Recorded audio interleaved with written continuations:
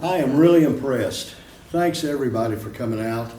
You never know what to expect. I've been all over the state. This is my 48th presentation to a community. I'm going around doing this at no charge. I'm doing it because I've always been an educator and a teacher, and I love to let people know vital information they need to know. And this, let me tell you, is something that you need to know about. We are having an eclipse, and Clinton, if you haven't heard, is right smack dab in the middle of it. You are point one. This is the place to be. You heard about Russellville, maybe you heard about Hot Springs. It goes right over Petty Jean Mountain where my observatory is. But Clinton has the longest totality almost in the state. It's going dead center over here. And so all of you kind of need to get in the right mindset. It's going to affect every one of you, whether you like it or not. Now, how many of you, be honest, want the eclipse to happen? Now, not from a standpoint of being personally enthralled by an eclipse, but knowing all the furor it's going to cause in this town and around your property, how many of you, raise your hand, are really excited about it coming to Clinton? Yeah, not many. Not many. And that's kind of what I'm running into everywhere I go. We want the eclipse. We want it because, number one, this is the greatest thing you've ever seen in your lifetime. You'll never see anything at all to match this. It's going to leave an impression on you that you will go to your grave with, that you'll tell your kids, your grandkids. The photos you take will be passed on. It is a granddaddy event like none other. So you're in the right spot. You don't need to do anything. If you don't want anything to do with the eclipse, I tell people, put a sign up, no trespassing. If you got a gate, close your gate. You're not going to have a bunch of trespassers walking on your property if you don't want them. But sit back and enjoy the eclipse. If you do want it, if you're a businessman or if you're part of the government here in the town, if you have anything to do with infrastructure and utilities, you need to be prepared. So please pay attention because this is a big deal. Now, that's really what we're going to talk about. I'm going to tell you why it's a big deal and how it's going to affect you, each and every one of you, okay? Whether, like I say, directly or indirectly. I have to tell you a funny story. I mentioned the town of Jasper, Arkansas, one of the first ones I did. They're all excited about it, a town of 446 people. But they're expecting like 100,000 people. One lady, after my third trip up there, I saw her at a restaurant, and she came up to me and she said, "Doc," she said, "I've got a question for you," and I've been embarrassed to ask. She said, "But I don't want anybody on my property." She's a businesswoman up there too. She said, "I want to stay home and I want to watch it, but I'm scared because I live by myself." She said, "Is it legal for me to sit at the end of my driveway with a shotgun in my lap?" And I told her, I said, "Yes, ma'am, you go right ahead and do that." I said, "Just don't aim it at anybody. You'll be fine." But this is a big deal. What I want to show you here, and I'm going to be walking back and forth. If I get in your way, tell me to move, please. I'm fairly agreeable. The eclipse is a path of shadow. This thing is 115 miles wide across Arkansas. The shadow is going to be moving this way, 2,000 miles an hour, by the way. The red lines, this is the limit. If you're anywhere between those two red lines, you're going to be in totality. But if you're close to the red line, you're going to see a short eclipse and not quite as dark. If you're closer to the blue line, which is the dead center, you're actually going to be right in the middle of the best part of the eclipse. It's going to be longer and it's going to be darker. So looky who's there. You see? This is what I'm trying to get across. You are in prime location. I think you're going to be shocked when you realize, and I'll show you some data in a minute. You're going to be shocked when you realize how many people are going to be coming to this town on August 8, 2024. So what I want to tell you about is Clinton in particular and eclipses in general. And what's happening, because you need to know, you need to be a little knowledgeable. I'm going to teach you some astronomy very quickly, and we're going to have fun learning. But this is information that you need to carry back to where you work, to your family, to your friends, and above all, I tell every community I go to, particularly when I have city leaders there, the most important thing, well, you know, you can make money, You can have crime, there may be problems, there may be joyful celebrations, but the most important thing is the residents of each town. The city has a responsibility to you, to take care of you. You come first. You enjoy it, you do what you want to do, and help if you can, and help recruit volunteers. Volunteers is going to be the key come the week before the eclipse. And before we move on, the eclipse is on a Monday around 1:50 here, and people will start coming in as early as Wednesday. Usually Thursday is when they're going to start coming in. They'll be staying Thursday, Friday, Saturday, Sunday. Eclipse on Monday. They think they're going to leave Monday. No, they're not. They're stuck. They're not going to be able to get out of here. It's going to be Tuesday. So just prepare for that. Consider it to be one of the biggest ice storms you've ever been involved in, and prepare for that. You need to have your own provisions ready. A good example is this right here. I don't know how many of you remember this, but Garth Brooks went to Branson last year at the Invitation Bass Pro Shops and some folks, and they advertised it real quickly. It was sort of a rapidly put together deal, and 74,000 people bought tickets and headed out up to Branson. And what'd they do? Well, they waited until noon on Saturday to get up there. Well, you can't do that. Yeah, a normal trip to Branson may take 3 hours, say, from Little Rock, but not that day. None of these people in this line on Highway 65 going up to Branson made it. And this is just past you guys here. This is an example. Now, that's 74,000 people. How many people are we going to have for this eclipse? I don't know. I wish that was the magic thing that I could tell you. I have no way of telling. I'll tell you some estimates here in just a minute that'll probably make you leave here feeling either mad at me or angry or worried, scared, and maybe sit at the end of your driveway with a shotgun on your lap. The things that you need to understand the most is the infrastructure of your community, and that even includes the outside outlying areas in Van Buren County. You've got police, it's working, no, it's getting too dim. I'll use my finger, okay? You're not supposed to do that. You have various infrastructure things that have to be addressed as a county in whole. The police, your medical, and medical means you too. That means like your prescription drugs. If you have, for example, insulin, any type of heart medications, things that you depend on, don't let yourself run low the week before the eclipse, because you're not going to get them because of supply, and people may not be able to deliver to the pharmacy where you get your medications. Fire, your community, everything, basic community. And here's the number one, utilities. In the 2017 eclipse, does anybody remember that? Yes. It was partial. It was really nice. It was really good from here, enough to where it was kind of got dark and you could see some strange colors and shadows, and it was fun. But boy, this is nothing like a total. 2017, it was total in Nashville, Tennessee. They lost everything. They had no water. They lost electricity. The power grid went out. The communication, cell phones went down. They were expecting 300,000 people and ended up with 3 million people in that one town. Had no idea. We'll talk about Nashville in a little bit. Well, why is this so special? Well, it's special because you're going to be outside on a normal day like today, and around 1:50 to 2 o'clock, the sun's going to be a little bit over in the west, kind of high noon, we'll say, a little bit to the south, and it's going to be bright and shining, we hope, clouds permitting. And it's going to be your typical spring bright day. Now, an eclipse is going to go from this to this instantly. This is not twilight. The sun doesn't go down. The sky doesn't change colors. You don't have the little purple and the oranges that you ooh and ah about and take pictures of when you go out in the evenings or early mornings.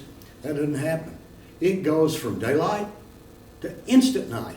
I mean, instant. The stars come out and it changes to the nighttime world. You're suddenly in nighttime. It's an amazing thing. Your body will feel it, trust me. You literally have nighttime at noon, and it is a real shock, not just to you, but all to your animals and to your senses, psychologically. And as old as mankind itself, older, the eclipse has been going on and on and on. And as easy it is to have an eclipse, people always say, why don't we have an eclipse every month? We've got a new moon covering, getting in the way of the sun every month. Why don't we have one? I'll tell you here in just a minute. But in the old days, eclipses were looked at as bad omens because they didn't have a clue up until 300 years ago what caused it. In the daytime, you don't see the moon moving across the sky very slowly eastward. It moves its own diameter eastward every hour. And you don't see it because at new moon, you can't see the moon, it's too faint. So all of a sudden, there's big chunks starting to get taken out of the sun, and the sun begins to disappear. And it would be a frightening thing to see this if you didn't know what was going to happen, particularly if it turned instantly dark. Now the Chinese had an obvious explanation for it. You always look for the most magnificent thing that's causing anything you can't explain, and that would be a dragon, of course. And so this ugly dragon, you can see right here what he's doing. He's taking a bite out of the sun, and look at there. You can see where he took the bite out of the sun. It makes perfect sense. I mean, look at it. It couldn't be better. Of course that's what's happening. Well, in ancient China and other cultures in medieval times, because they did not know what caused an eclipse, people that were responsible to rulers, high priests, for example, in Egypt, and priests in ancient China, they were responsible for predicting things because that's what they did. Like the three wise men in biblical times, their job was to study the sky. If they didn't predict an eclipse, which they couldn't do because they didn't know what caused it, then they might get their heads cut off. And it happened all the time in China. The Grand Emperor would just say, I don't need him anymore. He can't predict this. I'm scared to death. There's an eclipse. And he didn't tell me it was coming. So what do? Well, one priest finally got the idea that, okay, I can't predict this. I have no idea what's going on out here. But I know they always go away. Every eclipse that I've ever heard about went away. The dragon didn't completely eat the sun. It came back for some reason. So I'm going to convince my emperor that I know how to chase it away. So they used a new invention that they had called fireworks. And the first practical use of fireworks in the world was to drive the dragon away. And sure enough, the sun always came back. Now we know today that the eclipse is caused very simply by the moon covering up the sun. Now I say simply, but it's not. It looks simple. You can see the moon in this picture clearly. This is an actual photograph. You can see the dark areas that we call Marius and bright craters. It's the new moon. Every month, every 27 days, we have a new moon. And it passes between the sun and the earth. And everybody says, well, then why don't we have an eclipse every new moon? One thing I want to point out before I pass on this, some of you sitting close can see some of the red prominences here. This is the actual flames, the hydrogen explosions going on the sun. I mean, this is cool stuff. And all this that you're seeing out here, you're not looking in just bright light, flare, just, glare coming out from behind the moon. You're looking at the actual atmosphere, the radiation of the sun and its magnetic field.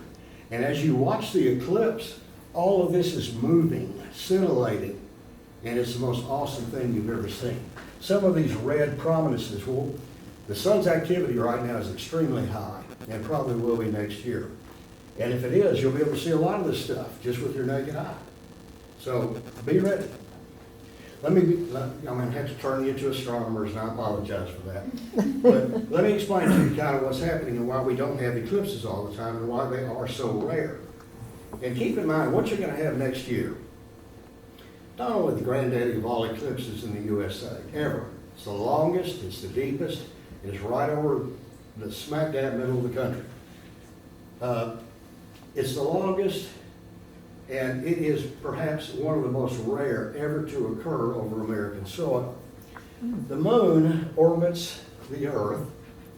It goes every day. It moves just a little bit eastward. Its own diameter, a half a degree, very small in the sky. Matter of fact, if you went out tonight and saw the moon and looked at it next to a star, within a couple of hours you would notice that it's moved away from that star eastward. That's the way the moon does. That's why it goes around 27 days, and in 27 days it'll be back here again. But it may not be an eclipse. As a matter of fact, most often it is not an eclipse. So you've got the shadow of the moon being cast on the earth, and that's an eclipse. All right, how can that be? How is the moon able to cover up the sun? We know the sun is huge. It is our life star, 1 million miles across, but it's 93 million miles away. The moon is only 238 or 2,380 miles across, but it's 238,000 miles away. So it's real close to us. It just so happens, coincidence, divine intervention, who knows? But it just so happens that occasionally the sun and the moon are exactly the same size as your eyes see it from Earth. That's the only way the eclipse can happen. The moon must be exactly the same size as the sun to cover it up perfectly, okay? But sometimes it doesn't happen because the moon is orbiting the Earth not in a circle like it appears up here. It's in an ellipse, a flattened circle, which means sometimes it's closer to the Earth and sometimes it's a little farther away.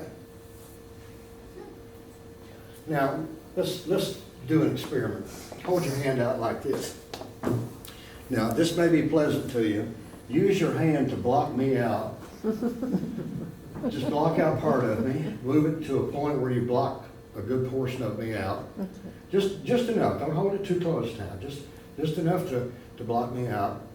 Okay. Now, that's your gauge distance. Now, move your hand back away from it. Okay, what happens to what you see of me? You start seeing more of me, right? And that's a very unpleasant thing, I'm sure. Move your hand closer, and you completely block me out. Yay! All right, the moon and sun, because the moon's motion around the Earth is in an ellipse, the moon is doing the same thing. It's moving further away sometimes, so it looks taller in the sky. We had a big blue supermoon last month. Everybody remember that? And that was actually pretty cool. That was a really big one, 14% bigger and brighter than it normally is. That was a big supermoon. Really great. That was one of the best events I think that we've seen. That's because the moon was closer to us. That's all it is. And that is one of the reasons this is going to be such a granddaddy eclipse. The moon is going to be slightly closer to us when it's new on April 8, 2024. Okay, now also if you held your hand up and you moved it down from my face, or you move it up, or dead middle, you block my face, right? Okay, well that's the same thing with the moon. The moon tilts. Its orbit is not exactly lined up with the Earth and Sun. So it tilts. And that angle is the reason we don't have an eclipse every month. That angle alone is what keeps that from happening. So the coincidence of the moon being at the right distance and at the right angle is what finally gives us an eclipse when it happens. So the result is several things. We can have a 2017, the partial like you saw, and this is kind of what it looked like. A little bit more covered, I think, up here than in this picture. And when the moon is not quite covering up the sun entirely, meaning it's further away, remember, you have an annular eclipse. It's not covering. That edge you see right there, that ring, that's the perimeter of the sun. You're actually seeing the edge of the sun. But a total is when they're precisely the same size. That's 2024. The basic geometry of the eclipse is it's going to move in at Queen, Arkansas. It's going to sweep up this way, nearly over Russellville. It's going to go right over my observatory. It's going to come up here and see you guys. It'll go up through Mountain View and exit and continue to go on up through Maine. 115 mile an hour, or 115 mile diameter shadow moving 2,000 miles an hour. So keep all that in mind. And here's kind of the overall statistics. The eclipse starts down here in early morning, sweeps across Mexico into Texas, goes across Texas, there's the Queen, enters, and this is, I mean, it cuts Arkansas good, right across the diagonally, and moves all the way up. Now, the longer you go up this way, the shorter the eclipse becomes. So that makes this area down here more preferential. This is what people are looking for. Now, people, let me explain people to you. Okay? People, in my definition, what you're about to hear, these are not astronomers that are going to be coming to this eclipse. Hardly any astronomers are going to be coming to this eclipse. We already know about eclipses. There's nothing to really learn. These are going to be families. It's going to be doctors, lawyers, concrete workers, ditch diggers. I mean, everybody, farmers, everybody is going to come to this eclipse. That's the way it works. Everybody that saw it in 2017, which was way in the tens of millions, they've already said they're coming back, for this one, because it's going to be a twice as long eclipse. Then you've got all their neighbors and family and friends and co-workers that didn't see the eclipse, that they're saying, hey, you got to go see this eclipse. It's going to be really good. So they're coming too. They're coming from all over the world. And these are good people. These are people, probably family vacation.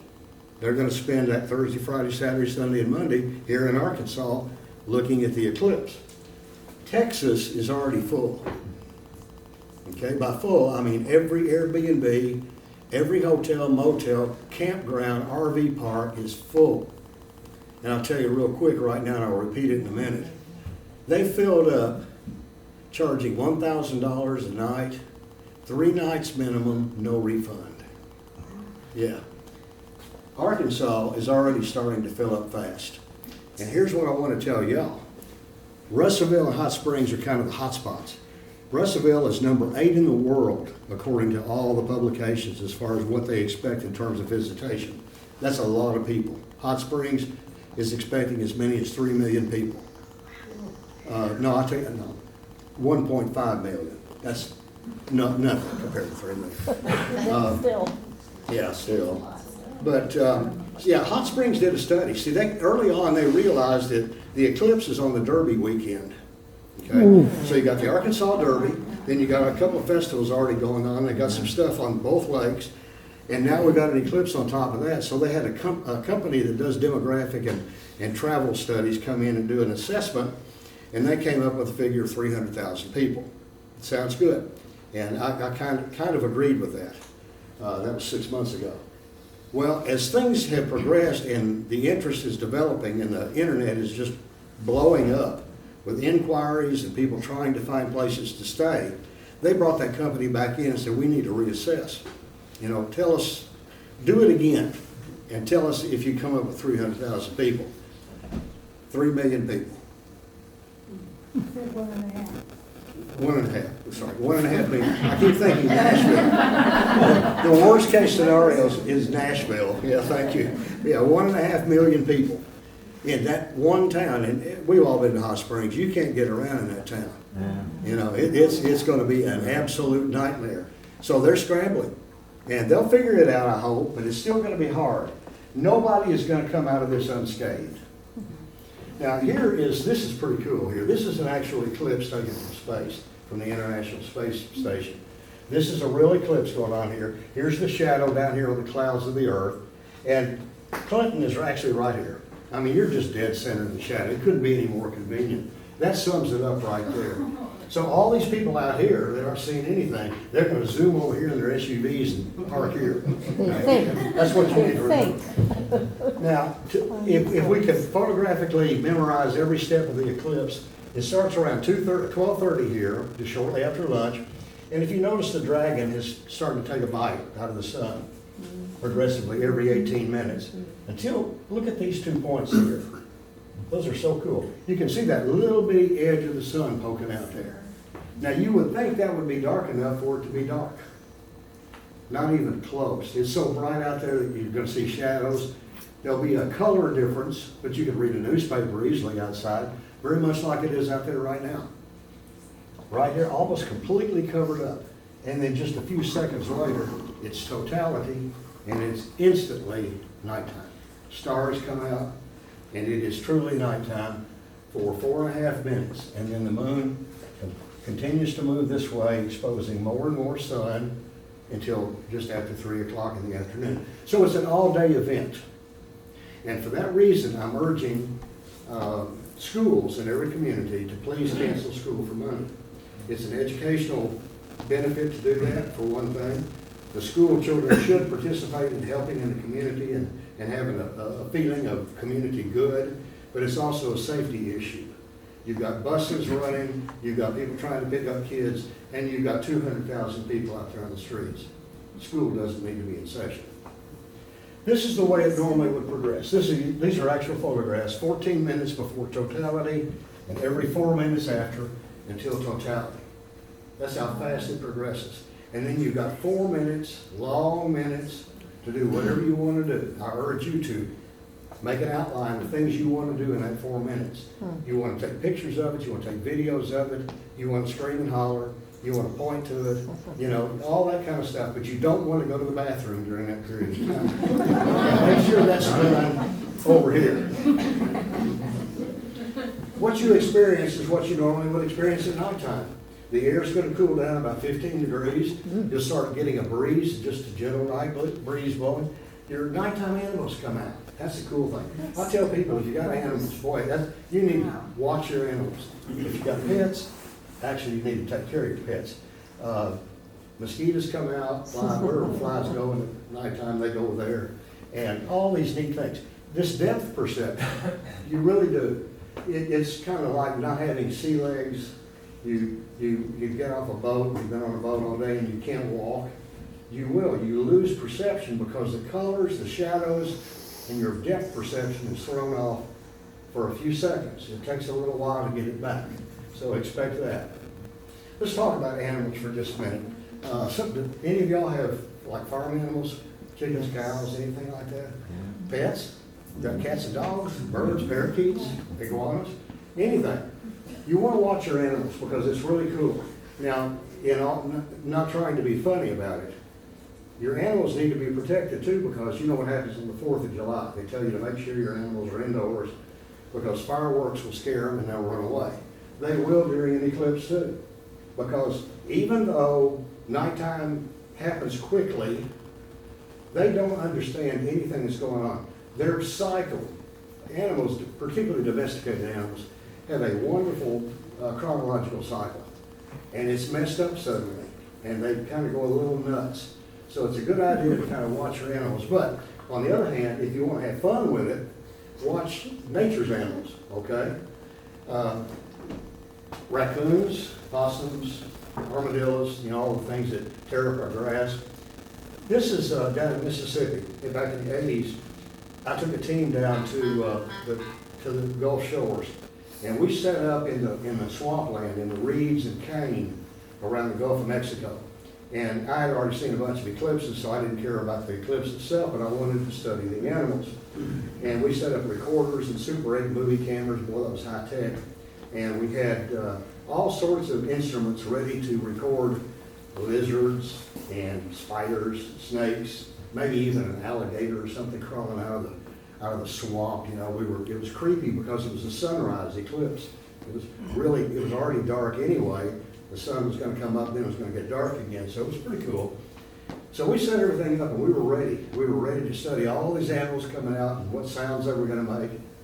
And then suddenly, when it started getting dark, and this was an annual, one of those where it doesn't completely get covered up, when it started getting pretty dark, all heck broke loose behind us. We were facing out toward the Gulf of Mexico with our equipment.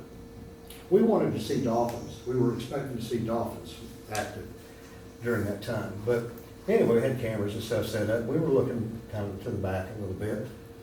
But back here in the woods and in that swampland and all the reeds and grasses, the most god-awful commotion started that we have ever heard. We had no idea what we were dealing with. We thought the Chinese dragon had come out. You know? And it sounded like that. It was like the roar of many bears, but we couldn't quite figure out exactly what it was we were hearing. And honestly, you know, all these guys down there, tough guys from Arkansas, we were a little bit scared. And it turned out to be peacocks. Wild peacocks. Who ever thought that peacocks lived in the swamplands of the Gulf Coast of Mississippi? But they do. I have no idea. I didn't know that's where peacocks were, but they was full of them. Hundreds and hundreds of them. And if you've never heard a bunch of upset peacocks, you need to go to the eclipse and hear it. Let's talk about what you need to have to view the eclipse. Everybody wants to be ready.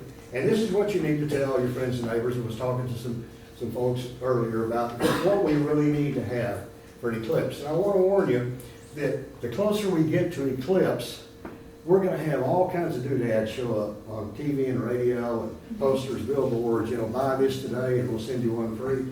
And they, most of that stuff just doesn't work, It's things that you never would. Why would you buy that, So avoid this, is what I'm telling you. There are some practical things you might invest in, but you really don't need anything. All you need are your own eyes for an eclipse. Okay, within reason, and we're going to discuss that within reason. Eye safety, okay, and we have to talk about that because you hear about this all the time during an eclipse. How many of you have ever gone to the beach? Raise your hand. Almost everybody. Yeah, I love the beach. And, as a younger man, when I didn't worry about skin cancer and stuff, I would lay out on the side, close my eyes, put on my sunglasses, lather up, pop a cold one, and I'd lay there for 4.5 or 5 hours. Okay, with my eyes closed and the sun right up there over me, never thinking one thing about it. In an eclipse, regardless of what David Muir tells you on the evening news, you are not getting any more radiation from an eclipse or any special radiation, like they try to make it sound, than you do on a normal day. As a matter of fact, you get less. Remember, you've got the moon blocking the sun. You're essentially blocking the entire radiation, the UV, the ultraviolet, infrared, and cosmic and X-rays. All that's being blocked out. Yes, you're still getting a little bit during totality. During the partial phases, yes, you don't want to be staring at the sun, but who does that anyway? Now, we've all looked at the sun inadvertently. We go outside or we're mowing our grass or pulling vegetables or something, and we think there's a cloud coming or praying for rain. We look up, see the sun. Is that going to ruin our retinas? No. Does it damage the retina? Well, if you did it all day long, yes, it would. But my point is that there's nothing special about the radiation of an eclipse. It's solar radiation, plain and simple. You get more radiation laying on the beach in Pensacola, Florida, than you would if you looked at an eclipse all day long. Okay, Now, that being said, let's talk about eclipse glasses because they are essential, particularly if you've got young kids. Partial phases, you're getting full radiation from the sun. You want to use your eclipse glasses. Eclipse glasses, if they're certified and reliable, are made out of spacecraft mylar. They have the construction of the lenses is such that they filter out all of the harmful rays that can damage your eye, both the cornea and the retina. So it's filtered out completely. Don't confuse that with mylar like they make weather balloons out of, because they look the same. The eclipse glasses, if you look through them, there's not anybody in this room that can see through those glasses and see that screen. Nobody. Because the only thing that you can see through these glasses, guess what? Is the sun. Or maybe a welder's torch, if you happen to have one. You can use them for welding glasses, you actually can. But that's what these things do. They filter out the sun during its maximum intensity. But during totality, as soon as it gets dark instantly, if you've got your glasses on, your eclipse glasses, and you're looking up there and you're saying, I don't see anything. I thought this was supposed to be magnificent. Where's the sun? Take off your glasses. You can't see anything with your glasses on when it's total because there's so little light coming out of the sun. Just that gentle radiation of the solar gases that you saw in those pictures earlier. Those of you that don't have them, if you want glasses, I did bring some with me. These are from Carnegie, and they are from NASA. They're actually from NASA. I'm selling them for my cost, $3. I bring them because people can't get glasses, and in 2017, we ran completely out of eclipse glasses. There weren't enough to go around. And there are knockoffs. So if you order glasses, if you're a classroom teacher and you want to order in bulk, you can get them from me in bulk. Make sure that they're ISO certified. Let me go back. That's the number right there. You'll see on every pair of glasses I've got up there, this is imprinted on the inside. That -2 means it's NASA, issued by NASA. But that's the right number, and it means that it is safe, totally safe.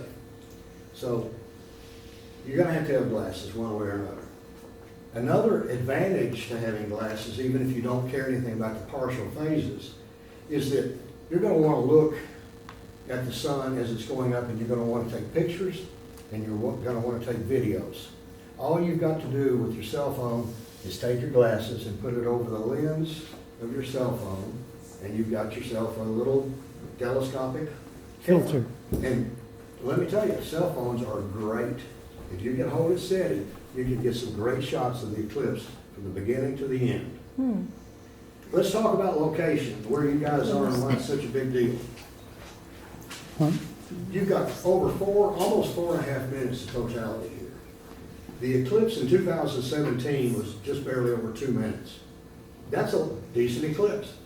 I was in Jonesboro last week, and a couple of other perimeter right on the edge, and they're kind of down in the mouth because, oh, we're only going to get 2 minutes and 20 seconds, and everybody else is getting 4, you know.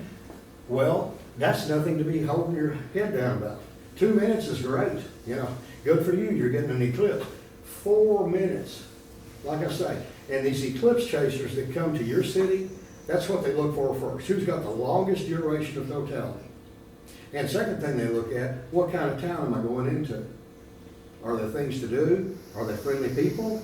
Do they welcome me? Are they ready for us? So you've got to think about that, and you don't really have a lot of time left. It's getting kind of late to be planning much, but I know that the city's planning things. You guys kind of have a real advantage over a lot of other people because you have the Chuck Wagon Festival, and that brings in 20,000 roughly people. So you've got a little bit of an advantage because you have managed crowds like that in a short period before.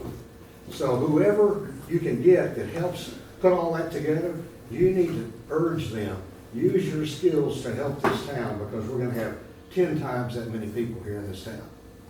So carry it back.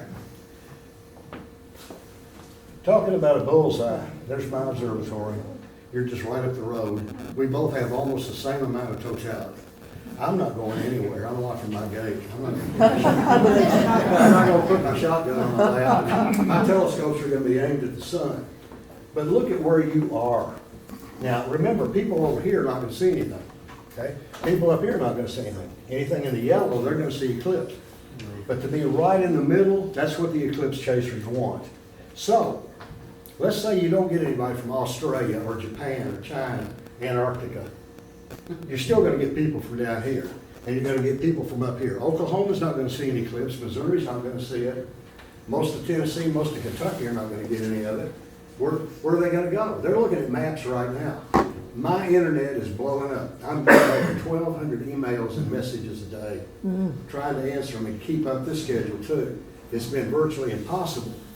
They're looking for places to go. There are some people who have joined Facebook pages. There are several of them. I've got 2 myself that people are putting information on that they've got locations where people could camp or park, Airbnbs, and I'm all for it. You know, and inflate your prices. Everybody else is. There's nothing wrong. There's nothing greedy about going up on price. We'll talk about that in a second. And here's why. This is what you're going to see at Fort Smith, just as an example, Harrison, Memphis, and Lone Oak. I mean, that's great. You know, that's pretty neat. You're going to see a crescent sun. But this is what you're going to see here. Now, which would you rather see? No telling, you know, how easy is this? So this is what makes it worth it. There are 2 types of people that come to these eclipses. We have what I call day trippers, and we have destination venturers. People who plan ahead and they come on Thursday and they stay through Monday. That's the most people you're going to get. The day trippers are the people who they think on Sunday, you know, I heard about that eclipse on the news last night, and I think it'd be a great idea for us to get up at 3 o'clock in the morning on Monday morning. Let's get the family in the SUV, put a blanket in our picnic basket, lots of water, and we're going to head up to Clinton and see the eclipse. No, you're not. You're stuck in traffic. There's no way. You'll never make it because everybody else is thinking the same thing. Now, I mentioned that Little Rock and as far away as Ozark, Arkansas, they're actually in totality too, but it's a very, very short totality. Those people are going to be looking to move into the center too. So you've got to consider all of that. This is what makes it so complicated in terms of me being able to tell you definitively how many people can we expect. That's what everybody wants to hear, but I can't give you that number. Yes, ma'am. We have two airports. One is the municipal, the other is Holly Mountain Airport. Mhm. Are you promoting any of the flying in to see it? Most airports are preparing for that already. We have a big airport up on Pettigene Mountain. And the fly-in thing is already very, very well, strictly set up, and they have a plan, let me tell you. Your airports need to be well on top of this because they're gonna be absolutely inundated with flights. I'm glad you brought that up because most people that can will fly into an area. If you've got a decent-sized airport that can, support a 707 or something, they'll fly in if they can. So that's a very good point, but they need to be ready. They need to have some sort of guidelines that everybody has to follow. And of course, any airport can only support so many planes, takeoffs and landings. Well, come in with small planes too. Yeah, small planes is the big deal. Yeah. That's the big Well, problem. we have a chapter of the Experimental Aircraft Association up in Holly Mountain, and we're Yeah. already preparing for it. Yeah, we've got one up on Pettigene too that participate up there quite a bit. And they have essentially been told, don't try to use our airport during that week, which I think is a good idea because it's going to be very dangerous. We have some people trying to launch hot air balloons during the eclipse. And you can't do that because, the last thing you want is 100,000 people down here on the ground. And here comes the eclipse and here comes the darn balloon. Get out my shotgun. People on Earth that got to see the eclipse are the 3 people on the balloon, if they're lucky. Look at this list right here. This is pretty cool. The longest eclipse in Arkansas is going to be at the Queen. And here you are down here, only 2 seconds different. Oh, wow. And I tell you, I've been to the Queen. I like the people. We had a great talk up there, and they treated me well. I'd much rather be in Clinton, I'll put it that way.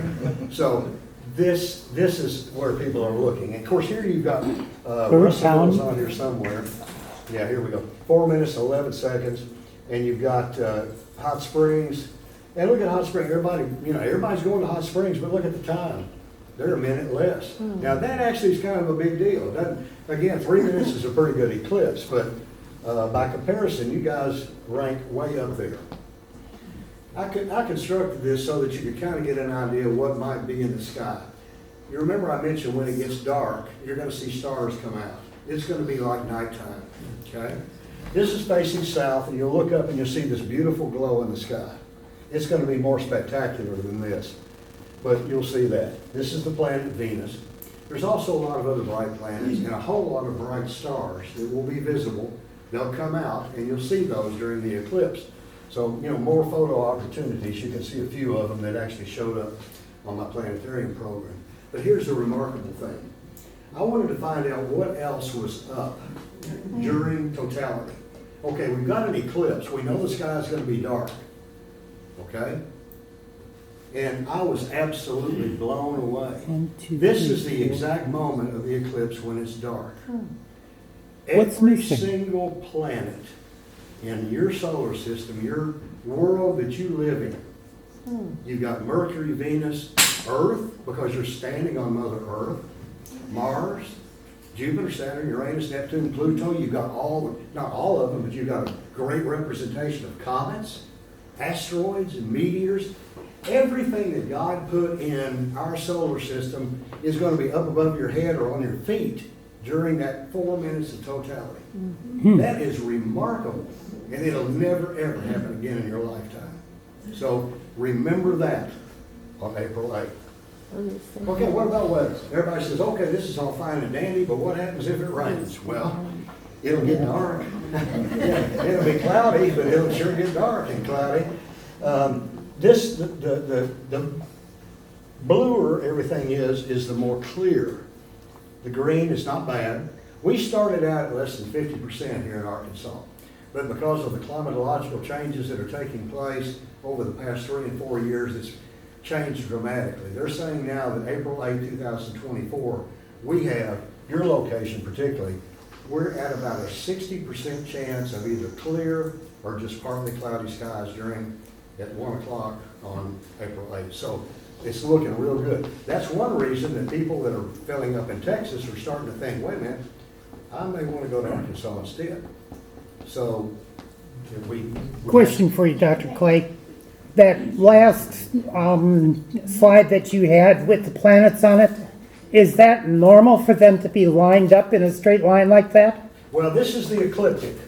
In space, remember how I showed you how the sun and Earth were on a straight line, but sometimes the moon tilts a little bit? Yeah? Okay, all the planets are on that same straight line too. That's called the solar ecliptic. That's the plane of the sun.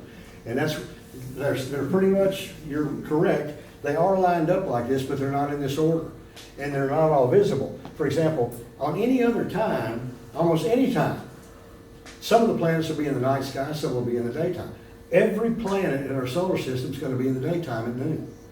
Uh-huh. And this is an extremely rare event. I'm glad you brought that up, but that's one of the reasons that, because you stop and think about it, you think, well, maybe Mars or Saturn will be up tonight. It's not always that case, but they're all bunched up. Now you can see some of them are getting close to the horizons, but nonetheless, here's your sun and moon in the middle. And you'll see most of them. You won't be able to see Neptune, for example, or Pluto, but you'll know they're there. That's my point. It's the spirit of the thing, okay? Okay, why you want to be prepared? We learned all this information about the eclipse. This is why you want to be prepared. You don't want total It's like chaos. Woodstock. And it can be, but you can still have a lot of people and have an orderly and enjoyable experience. This is a map that scares me. Okay, it looks like somebody's lung with veins coming out of it or something, but obviously this is the United States. This circle here is kind of Arkansas, all right? I hope all of y'all here can see. That big dot right there, that's the number 8 destination in the world. That's Russellville. Wow. That second big dot right there, and I don't understand why, is Mountain View. If some of you sitting close can see, there's another little dot in between them. Guess who that is? That's Clinton. These are the top 25 destinations in terms of where all the travel, this is done by the Federal Transportation Department based on the number of people that went to the 2017 eclipse, their interviews as to whether they were going to this one, whether they knew of other people that were going to go, how long they were going to be staying, and other things. All of these veins that are going in are showing the arterial roadways that lead into these areas. So now you can kind of plainly see that this is Highway 65 coming up here to the little dot, and this is Interstate 40. Now, what happens when Russellville's full? Okay, I mentioned to you earlier, 2 weeks ago, and actually it's been 3 weeks ago now, I started calling all the motels and hotels from North Little Rock, up and down Interstate 40, all the way to Clarksville, to find out what their rates. I was an interested eclipse goer. And of course, you call them, you can't get a definitive answer. They tell you to go online. So you go online, not available, not available, not available. I got several of them to tell me they've been booked since January 1st, most of them. They charge between $600 and $1,000 per night per motel room. And again, 3 to 4 night minimum, no refund. And state parks, they also started renting lodge, campsites, yurts, and all of those types of facilities. They too are completely booked. They doubled and tripled their rates. 3 nights, no refund. Now let me explain the no refund policy to you. If the way we used to do it, and I'm guilty of it, the feds are looking for me now. You would say, okay, I want to go here, and I'm going to rent me a room. But the weather may not be good, so I'm going to rent a room here too. And I'm going to rent a room here. And I'm going to rent a room here because I got a plane. And I'm going to rent one up here. And if I see the clouds coming in up here, I'm going to cancel those rooms, and I'm going to concentrate down here. Okay, it starts getting cloudy, I'm going to concentrate more down here, or the other way, which is what I think is going to happen. I think this is going to be our cloudy area, and we're going to have clear in this direction up here. But what happens is you start counting on the 24-hour advance notice, you get a full refund on your credit card. Well, what was happening is they were canceling so much, it was leaving hotels and motels with expected, bringing in extra help, everything from housekeeping to maintenance, and they were just left cold with nothing. They had to do it. The same thing with state parks. So that's the reason for the 3 and 4 night minimum. And here's what we run into. Days before, We have Carbondale, Illinois, upper left-hand corner. 30 minutes before this picture was taken, every single car you see was in the interstate highway. They had to bring in the National Guard and all the police force and volunteers they could muster to get them off the highway so that traffic could flow, okay? Now they're off the highway, where's the traffic? Well, go over the hill 1 mile, they're all backed up over there. So it didn't do any good, but you can see the problem. And look at this, here's somebody that took advantage of it. Okay, all these RVs looking for a place to stop, self-contained, you don't need any electric or sewer hookups, self-contained, rent them out for $1,000 a night, and that's what this guy did. These people never saw the eclipse. They never saw it. This traffic was stopped during the eclipse. They didn't go anywhere. Everybody set up in the highway and set up their cameras and stuff to get the eclipse. Nashville, Tennessee, we've already talked about good old Nashville. It was on a Monday. In 2017, they had to shut down the city government. They shut down the hospitals except for emergency care. The schools were in chaos because they had students already in class, they couldn't get out. There was no water, they completely ran out of water. Gasoline, all the tanks in town were pumped empty. And this kept up for 2 days. It was a national emergency. They called in the feds to help. And they had to because of all the inundation of people. So you want to stop and you think about your infrastructure here in Clinton. It's not the size of Nashville, but that's the problem. You don't have as big an area nor the population to handle it from a volunteer standpoint. You've got your local, public servants, thank God. You also got deliveries, postal and UPS, FedEx, and all of that. You've got your gasoline delivery tanks. How are they going to get here to put gas back in the tanks if they can't come down the highway? People need to think ahead. I tell people, for example, that have small restaurants, rent a reefer truck. Call one of these trucking companies and say, what would you charge me to park a truck on my parking lot and let me fill it up with food for 3 or 4 days? Because they're going to run out of food, both grocery stores and restaurants. Same thing with medicine, both pharmacies and hospitals and yourselves. You need to stock up. Again, consider it an ice storm. You see an ice storm coming, you go out and you buy bread, milk, and flour. Okay? Make sure you got all that bread, milk, and flour for this thing. I have a quick question. Yes, ma'am. Back on, you said Russellville was number 8. Yes. What was Mountain View? It ranked pretty high. It was like 13th or 15th, I think. And so, does that tell you how many people they're expecting? Yes, the little dot, the size of the dot represents what they expect to be the population influx, but it doesn't really represent a number.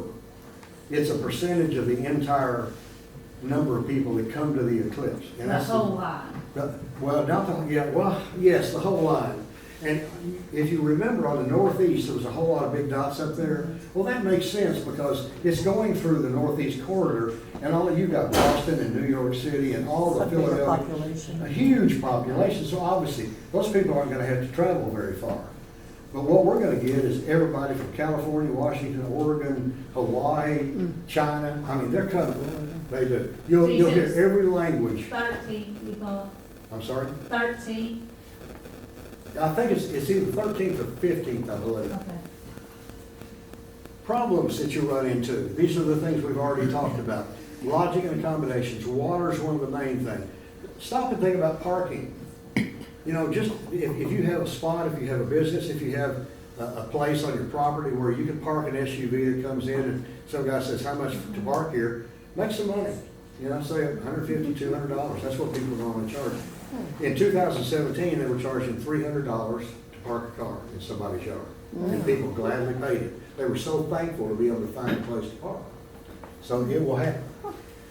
Once again, don't forget Garth. It happened for a simple concert, 74,000 people trying to get to Branson. And they had several arteries to get to it, major arteries. And you've got one main highway going through here. So it may not be 74,000 people, but I can pretty well guarantee you it will be something on that order. And look at the benefits. You've got all your fast food places, your gas stations, convenience stores, your hotels, motels, mom and pop businesses. You yourself, if you're into crafts, you can make stuff and sell it. I urge people to get your students in every part of your school, from elementary through high school, involved in this eclipse. Let them come up with theater, music, art, and participate in the Eclipse and show what they've done to the public and to themselves and to their parents. It's a good educational experience, and it involves everybody. It's a feel-good feeling for your students here in the county. This is South Carolina. I just wanted to show you the end result. $300 million in tax revenue. That's not sales, that's tax revenue that the state made off 2 minutes before the eclipse set over the Atlantic Ocean. That is just remarkable. Open spaces, and you've got plenty of them. Look at where you have the chuck wagon races. You've got schools, you've got parking lots up on top of the hill. You've got the area around here just chock full of good places for people to park, to have if you've got self-contained RVs, there's no reason they shouldn't park. They just have to carry their stuff back home with them. You know, it's just use common sense, and you can benefit from this greatly.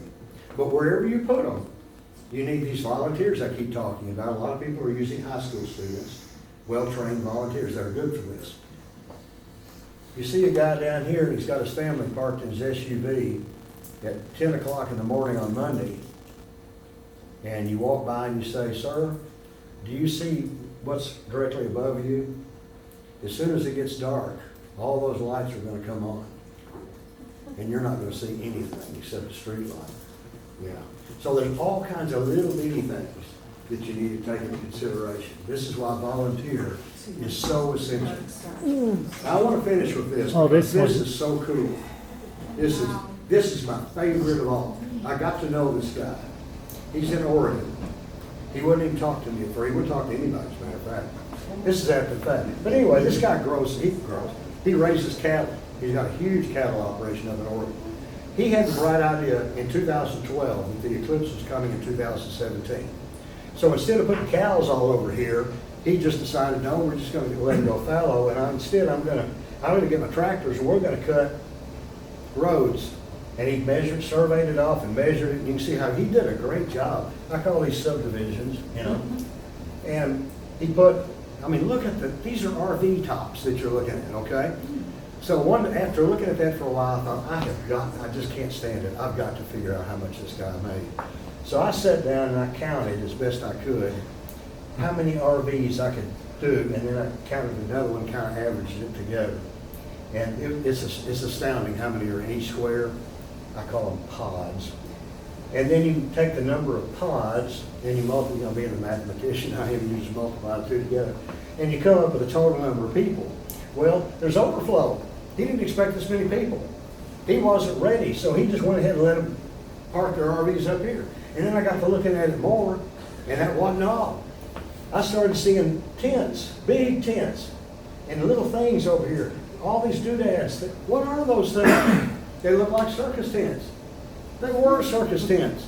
This guy had Cirque du Soleil there. They were so interested. They didn't charge him. He profited from this because they knew they were going to have a huge crowd. He had food trucks over here on this left-hand side. He had a rodeo going on. I mean, he thought of everything. They had competitions, horseshoes, cornhole competitions, all the way over in here. So anyway, I had to know. So it took me about a year. I finally found out his name, and I couldn't get him to answer me at first. And then I had a guy that I knew in Montana, who's kind of a reclusive guy, but he owns most of Montana, and he knew this guy. And I said, "Reagan, can you contact this guy for me and tell him to call me? I mean no harm. I'm not a Fed. I'm not any. I just want to talk to him about what he did." So I did get an email from him, and he talked about it a little bit. Good fella. And I said, "Would you mind? You don't have to tell me the exact amount." I said, "But would you mind telling me how much about you made off that?" I asked him first how long it was. He said 5 days. They didn't mind. They knew they were going to be trapped, so 5 days. And I said, "Well, how much did you make off of all those RVs?" He said, "Well, I reckon I can't tell you that." He said, "But I will tell you what I reported to the IRS." $3 million. $3 million. So we know he probably made $9 to $12 million off that operation. That is a smart businessman. So it could be a win-win situation. I don't think anybody's going to do that to that magnitude here, but everybody should win, because if you don't, it can lead to either success or chaos for this town. Not trying to scare you, I'm just trying to give you the facts, because I've seen them before. I've been to 17 of these now, and I know exactly what happens and what can happen. But you're in a good location, you've got good people, and if you can get some volunteers and all work together, you'll meet this head on and have a great experience.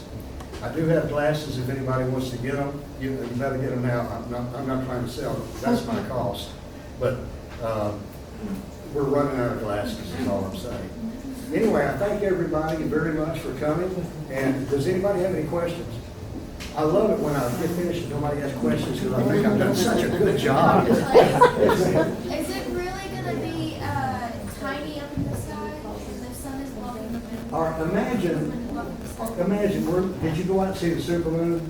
Yes. Okay. We were actually on a church trip when we saw it. Okay.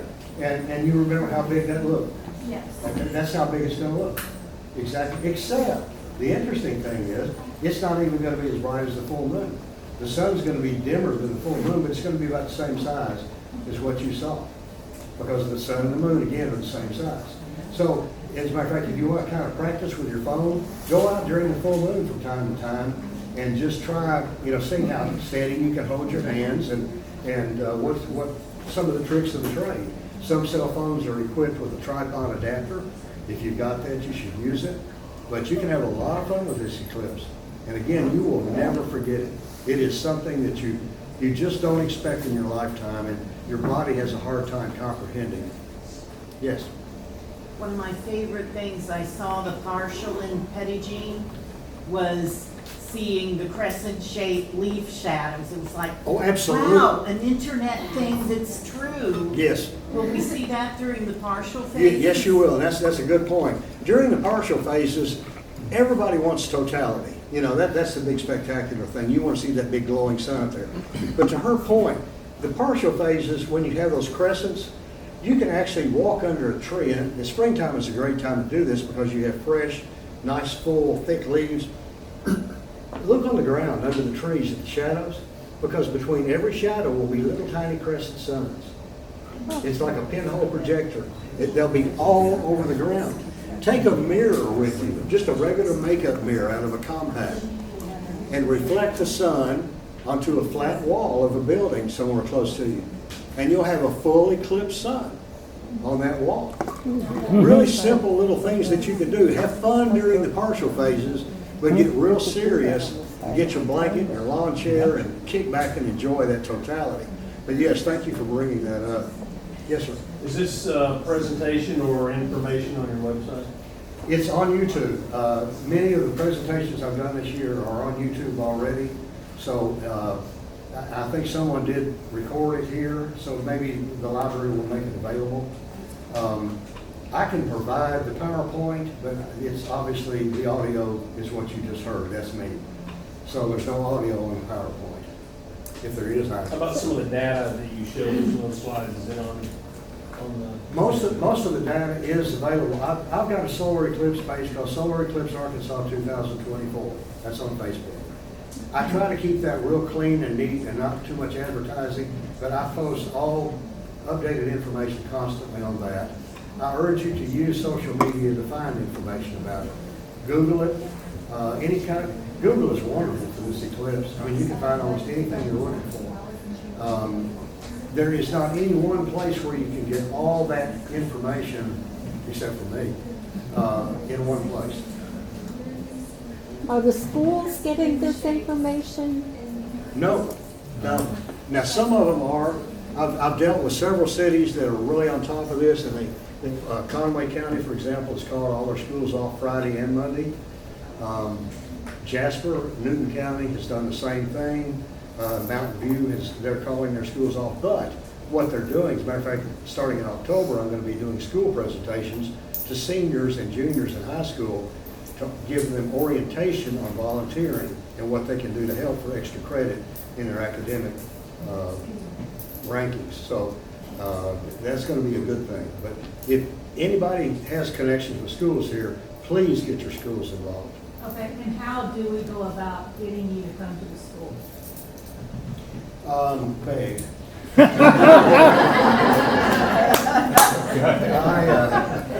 No, I don't make anybody beg. If, I'll have some business cards I'll be happy to put out. If you don't see them, I don't think I've sent them out yet, but be sure to pick one up and you can contact me. You can't reach me by phone. My phone intentionally, thanks to a hammer, does not work anymore. I can't accept calls because it would ring 24/7, literally. So emails and message me privately on Facebook or some other social media. You can get me there. I don't text, can't text. So I'll be happy to talk to you about that. The larger school districts and upper grades, I think all the kids, even the little ones, that's why I say, get your students involved in art, music, theater, and things. You'd be amazed at the stuff. Shakespeare is a good example. Shakespeare and Chaucer both used a whole lot of astronomical references in all of their writings, their classical writings. They teach that in high school now. Why not incorporate some of that stuff into a play that a high school group puts together and performs for the community the weekend of the Eclipse? Things like that are so simple to do. Compose music, put on a concert, and marches and Entertain the bands or people. something. Entertain the people that are Absolutely. here. Absolutely. And your kids can probably do that better than we can. Seriously. Yes, sir. Buren County schools all have an AMI day schedule on the Eclipse Day. Good, great. That's good to hear. Is that countywide? That is countywide. Good deal. That's super. If any of y'all want to know what we have planned as a county, just holler after he's done. Do y'all have meetings here in the county? We did. Good. I'm very glad to hear that. But Makes how is sense. that going to affect the rural areas? Pardon? How is that going to affect the rural areas? The eclipse overall, it's going to Well, have as much effect on the rural areas as it does Clinton itself. yeah, are people going to try to get in on the back roads? And Oh, absolutely. Yeah, they're going to be everywhere. do they know how bad the roads are? Yeah, you'll have road congestion everywhere. You'll have people coming in on 16, both sides. Yes, you will. Well, I thank you all very much.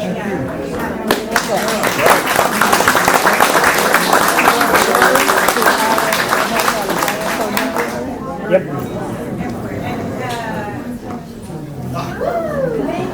The eclipse is over with.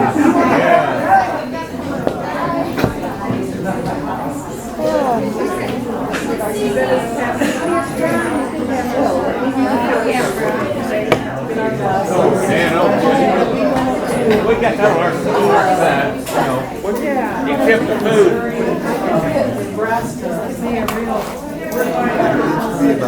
They should plan this very late. The restaurant. Feed people breakfast that Monday morning.